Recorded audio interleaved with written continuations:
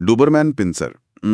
ये नाम सुनते ही दिमाग में एक तस्वीर बनती है ना? एक मजबूत, एकदम चौकन्ना और बहुत ही खूबसूरत कुत्ता। जी बिल्कुल। आज हम इसी नस्ल की गहराई में उतर रहे हैं। हमारे पास जो जानकारी है वो हमें ये बताती है कि ये सिर्फ एक और डॉग ब्रीड नहीं है। नहीं। इसे तो एक खास मकसद के लिए कह सकते हैं डिजाइन किया गया था। बिल्कुल। और देखिए यही बात इसे सबसे ज्यादा दिलचस्प बनाती है। इसे किसी फैशन के लिए नहीं बल्कि एक बहुत ही खतरनाक काम के लिए बनाया गया था। सही बात है। तो आज की हमारी बातचीत का मकसद यही समझना है कि 19वीं शताब्दी में एक जरूरत के लिए बनाया गया ये कुत्ता आज 21वीं सदी के परिवारों में कैसे फिट होता है। चलिए तो फिर कहानी की शुरुआत से ही शुरू करते हैं। कहते हैं कि इसे जर्मनी में एक टैक्स कलेक्टर ने बनाया था। ये बात सुनने में थोड़ी अजीब लगती है। हाँ बिल्कुल। एक टैक्स कलेक्टर को डिजाइनर कुत्ता बनाने की क्या जरूरत पड़ गई? ये सवाल ही पूरी कहानी की जड़ है। बात है 1890 के दशक की। और वो टैक्स कलेक्टर थे कार्ल फ्रेडरिक लुई डोबरमैन। अच्छा। उस जमाने में टैक्स वसूलना कोई ऑफिस की नौकरी तो थी नहीं। नहीं, बिल्कुल नहीं। उन्हें पैसों से भरे बैग लेकर खतरनाक इलाकों से गुजरना पड़ता था और लुटेरों का खतरा तो हमेशा ही बना रहता था। तो उन्हें एक ऐसा साथी चाहिए था जो सिर्फ वफादार ना हो, वो डरा सके, रक्षा कर सके और इतना समझदार हो कि असली खतरे को पहचान सके। उन्हें एक बॉडीगार्ड की जरूरत थी और उन्होंने बाजार से खरीदने के बजाय खुद अपना बॉडीगार्ड बनाया। एकदम सही। उन्होंने किसी एक नस्ल को नहीं चुना बल्कि कई नस्लों की जो खूबियां थी उनको मिलाया। अच्छा, जैसे कि? माना जाता है कि उन्होंने पुराने German pincer, Rottweiler, Manchester terrier और शायद ग्रे हाउंड जैसी नस्लों का भी इस्तेमाल किया। हाँ, तो एक तरह से बेस्ट ऑफ ऑल वर्ल्ड्स। बिल्कुल। नतीजा एक ऐसा कुत्ता जो रॉटवाइलर जैसा मजबूत हो, टेरियर जैसा फुर्तीला हो और ग्रे हाउंड जैसा तेज। ये एक परफेक्ट वर्किंग डॉग का ब्लूप्रिंट था। और ये ब्लूप्रिंट उनकी शारीरिक बनावट में आज भी साफ झलकता है। जी। एक एथलीट जैसी बॉडी, मजबूत मांसपेशियां, लेकिन साथ ही बहुत पतली और फुर्तीली। करीब 24 से 28 इंच की ऊंचाई और वजन वो 30 से 45 किलो के बीच। हाँ। देखने में ही लगता है कि ये कुत्ता दौड़ने और काम करने के लिए बना है। और उनके रंगों को देखिए आप, चाहे वो क्लासिक ब्लैक एंड टैन हो या फिर ब्राउन, ब्लू या फॉन, हर रंग में उनकी वो चौकन्नी और गंभीर छवि बनी रहती है। सही है। उनकी बनावट का हर हिस्सा उनके असली काम से जुड़ा है, ताकत, रफ्तार और सहन शक्ति। ठीक है, तो ये तो हुई उनकी बनावट की बात जो उनके काम से सीधी जुड़ी है। लेकिन अब उस सवाल पर आते हैं जो शायद सबके मन में है।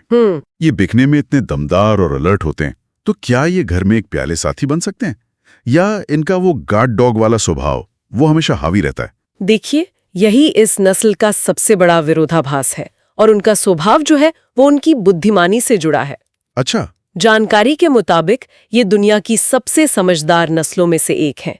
इन्हें सिर्फ बैठो या रुको जैसे कमांड सिखाना आसान नहीं है, बल्कि ये स्थितियों को समझने और खुद फैसला लेने की कमाल की क्षमता रखते हैं। इन्हें इसीलिए तो बनाया गया था कि वो अपने मालिक की गैर मौजूदगी में भी खतरे का अंदाजा लगा सकें। तो इसका मतलब तो ये हुआ कि इन्हें ट्रेन करना बहुत आसान होगा। हाँ, पर यहाँ एक पेंच है। वो क्या? उनकी बुद्धिमानी जो है वो एक दोधारी तलवार है। वे अच्छी आदतें जितनी जल्दी सीखते हैं, बुरी आदतें भी उतनी ही तेजी से पकड़ सकते हैं अगर मालिक लापरवाह हो। ओह, ये तो एक जरूरी बात है। जी। उनकी समझदारी को अगर सही दिशा न दी जाए तो वो बोरियत और चिंता में बदल सकती है। और एक डोबरमैन एक विनाशकारी डोबरमैन होता है। अगर उनके दिमाग को काम नहीं देंगे तो वो खुद काम ढूंढ लेंगे। बिल्कुल। जैसे आपका नया सोफा फाड़ना या फिर बेवजह भौंकना। तो ये सिर्फ शारीरिक मेहनत की बात नहीं है, दिमागी कसरत भी उतनी ही जरूरी है। बिल्कुल। वो अजनबियों से स्वाभाविक रूप से सतर्क रहते हैं, जो उनके गार्ड डॉग होने का सबूत है। लेकिन सही ट्रेनिंग और सोशलाइजेशन से उन्हें ये सिखाया जा सकता है कि मेहमान और घुसपैठियों में क्या फर्क है। उनका स्वभाव एक गीली मिट्टी की तरह है, जिसे एक अच्छा मालिक ही सही आकार दे सकता है। प्यार और दृढ़ता के साथ। जी, प्यार और दृढ़ता के साथ दी गई ट्रेनिंग उन्हें एक संतुलित और भरोसेमंद साथी बनाती है। ये बहुत ही प्रैक्टिकल बात है। अगर कोई डोबरमैन रखने की सोच रहा है तो उसे सिर्फ एक कुत्ता नहीं बल्कि एक पूरी लाइफस्टाइल अपनानी पड़ेगी। घंटे की कड़ी एक्सरसाइज चाहिए और इसका मतलब सिर्फ पार्क में धीरे धीरे टहलना नहीं है। अच्छा। इन्हें दौड़ने, खेलने और अपनी ऊर्जा पूरी तरह से निकालने का मौका मिलना चाहिए। और अगर ये ऊर्जा ना निकले तो जाहिर है वो बेचैन हो जाएंगे। बेचैन और चिड़चिड़े भी। उनकी ऊर्जा अगर सही जगह इस्तेमाल नहीं होगी तो वो गलत जगह निकलेगी। ये नस्ल उन लोगों के लिए है जो खुद एक्टिव हैं। सही बात है। जो अपने कुत्ते को अपने साथ दौड़ाने या लंबी सैर पर ले जाने के लिए तैयार हैं। याद कीजिए, इन्हें एक ऐसे इंसान के साथ चलने के लिए बनाया गया था जो दिन भर बाहर खतरों का सामना करता था। इनकी ऊर्जा उसी काम के लिए है। और इतनी दौड़ भाग और दिमागी कसरत के लिए उन्हें सही ईंधन की भी जरूरत पड़ती होगी। हाँ बिल्कुल। तो यहीं पर उनकी डाइट सबसे जरूरी हो जाती है। बिल्कुल, उन्हें एक हाई प्रोटीन डाइट चाहिए।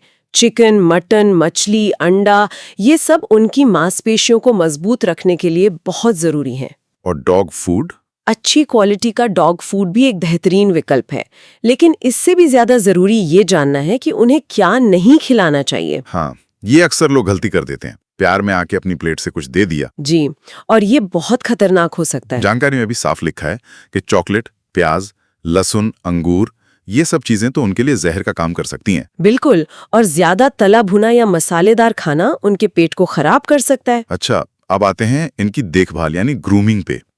यहाँ एक अच्छी खबर है ना? हाँ, यहाँ एक अच्छी खबर है। इनकी देखभाल में ज्यादा झंझट नहीं है। इनके बाल छोटे होते हैं। जी, और ज्यादा झड़ते भी नहीं है। हफ्ते में बस 2-3 बार ब्रश करना और महीने में 1 बार नहलाना काफी है। लेकिन यहाँ भी एक बात उनके डिजाइन से ही जुड़ी है।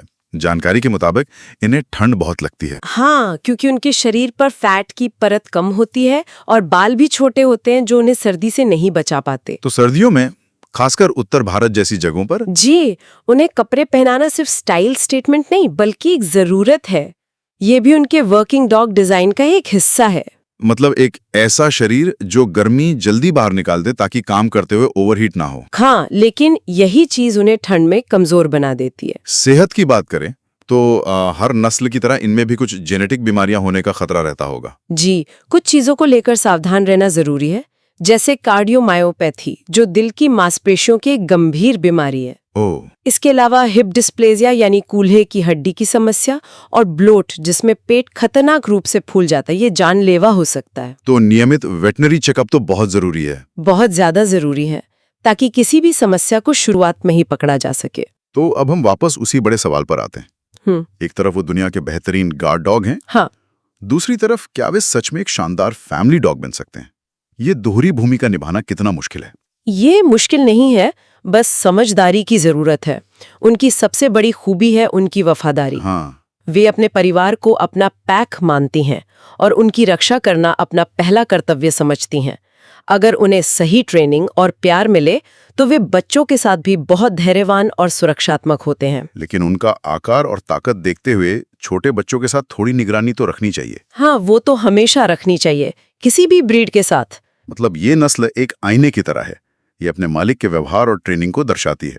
बिल्कुल, एक अच्छा जिम्मेदार मालिक उन्हें एक संतुलित और प्यार करने वाला साथी बना सकता है। सही है। वे आपके साथ सोफे पर आराम भी करेंगे और दरवाजे पर किसी भी आहट पर तुरंत चौकन्ने भी हो जाएंगे। वे दोनों भूमिकाएं बखूबी निभा सकते हैं, बशर्ते मालिक अपनी जिम्मेदारी समझें। आखिर में भारत में इनकी कीमत पर भी बात कर लेते हैं। जो लोग इन्हें अपनाना चाहते हैं उनके लिए ये एक अहम जानकारी है। जी, कीमत में काफी अंतर देखने को मिलता है। एक सामान्य पप्पी जिसे घर में पालने के लिए लिया जा रहा है, उसकी कीमत करीब 10,000 से 20,000 के बीच हो सकती है। लेकिन एक शो क्वालिटी डोबरमैन की कीमत तो बहुत ज्यादा होती है। हाँ, अगर आप एक KCI यानी केनल क्लब ऑफ इंडिया से सर्टिफाइड पपी लेते हैं जिसके माता पिता किसी डॉग शो के विजेता रहे हों, तो उसकी कीमत 40,000 से 90,000 या उससे भी ज्यादा हो सकती है। ऐसा क्यों? क्योंकि KCI सर्टिफिकेशन का मतलब है कि आपको पिल्ले के माता पिता की पूरी जानकारी मिलती है। अच्छा। जिससे उसके स्वभाव, सेहत और नस्ल की शुद्धता का बेहतर अंदाजा लगाया जा सकता है। ये एक तरह की गारंटी है। तो आज की बातचीत का सार ये है कि डोबरमैन एक असाधारण नस्ल है। इसे एक खास काम के लिए बनाया गया था और उसकी हर खूबी, चाहे वो बुद्धिमत्ता हो, ऊर्जा हो या वफादारी, वो सब उसी डिजाइन का हिस्सा है। ये कोई शौकिया नस्ल नहीं है। सही कहा आपने। ये सिर्फ एक गार्ड डॉग से कहीं बढ़कर है। ये सही मालिक के लिए एक सक्रिय और प्यार करने वाला साथी है। डोबरमैन को घर लाना एक हाई परफॉर्मेंस गाड़ी खरीदने जैसा है। आप उसे सिर्फ शहर की सड़कों पर धीरे धीरे नहीं चला सकते। आपको उसे रेस ट्रैक पर ले जाना होगा, उसकी क्षमताओं का सही इस्तेमाल करना होगा, तभी आप उसका असली मजा ले पाएंगे। तो ये जिम्मेदारी बहुत बड़ी है। ये एक ऐसा साथी है जो आपसे सिर्फ प्यार नहीं बल्कि समय, मेहनत और समझदारी की भी मांग करता है। बिल्कुल। आज हमने जो भी चर्चा की है वो इस नस्ल को समझने की एक अच्छी शुरुआत है जी। लेकिन ये एक जरूरी सवाल भी खड़ा करता है। ये जानने के बाद कि इस नस्ल को इतनी खास देखभाल और समझ की जरूरत है, किसी के लिए अगला कदम क्या होना चाहिए? ये एक बड़ा सवाल है। एक अच्छे पपी कैसे चुने ये सुनिश्चित करने के लिए कि उसमें वे सभी सकारात्मक गुण हो जिनकी हम उम्मीद करते हैं। शायद सही ब्रीडर और सही पपी का चुनाव करना बाद में दी जाने वाली ट्रेनिंग से भी ज्यादा महत्वपूर्ण है।